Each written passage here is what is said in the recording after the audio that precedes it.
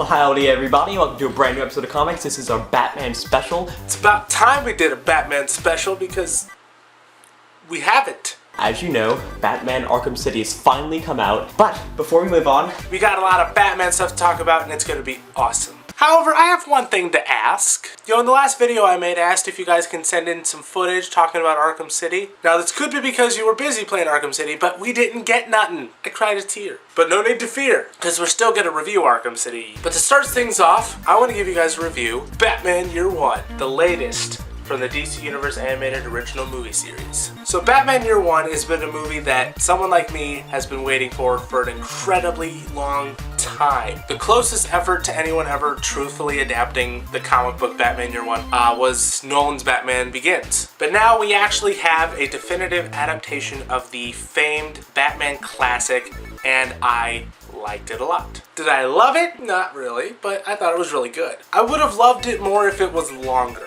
It just felt way too short. I mean, it's 64 minutes long. That's not very long. Now, there's not really a story per se in this film. It's more of a character piece. The voice acting in this movie was actually pretty good. Bryan Cranston stole the show as Jim Gordon. His Jim Gordon was amazing. Ben McKenzie's Batman could have been better, but it wasn't bad. But overall, I really liked Batman Year One, especially on Blu-ray with a lot of great features, including this really awesome chat all about Batman featuring Michael Yulson, Dan DiDio, Denny O'Neil, and Scott Snyder.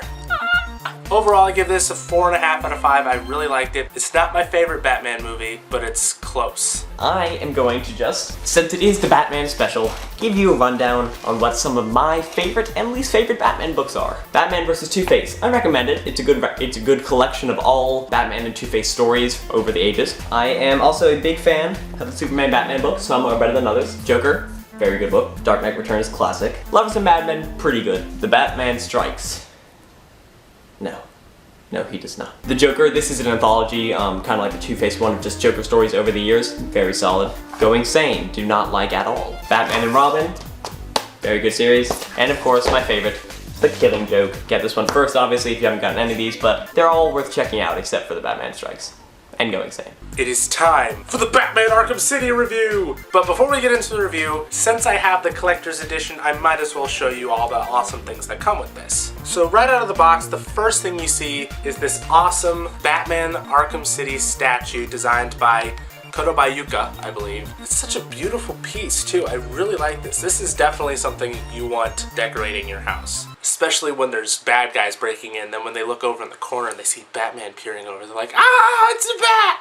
Run away! Next thing is this like box thing or whatever that has this drawer on the bottom that contains some awesome stuff. So what we have right here is the first little goodie. It's the Batman Arkham City art book. It also works as the game case. Well, as you can tell, the game's not there because it's gonna stay on my Xbox forever. Now, even though this is really cool, I do have one gripe about this. I honestly would have preferred just to have a box, like a regular video game box. That's just one little problem I had. The entire Batman Arkham City album featuring songs by like Coheed and Cambria, Panic at the Disco, you know, all those cats. You also get a code for a beta test to play Gotham City Imposters, the new Batman game coming out later on. And you also get a bunch of downloadable content. First you get the Penguin Iceberg Lounge challenge map, the Batman Dark Knight Returns skin, the Catwoman bundle pack that you can actually get on Xbox Live right now. And then if you pre-ordered from Best Buy, which I did, you get Robin. Anyways, that's all the goodies that comes in the Arkham City Collector's Edition. Now let's get to the game itself. I actually got this game one day late, which was terrible knowing that it was out there that one day that I couldn't get it. And I haven't beaten it yet. I am this close to beating it, but so far, it's been one of the best video games I've ever played in my entire freaking life. It is so good. So I'm gonna say it, Arkham City is the best video game ever. And you know what? There is so much crap to do in this game. I finished the campaign and I finished all but one of the side missions. I'm stumbling on my words. And I'm only at 63%, people. And that's probably my favorite part about this game, is that there's so much to do in it. First of all, it has a great story, like as good as a lot of the best Batman book stories.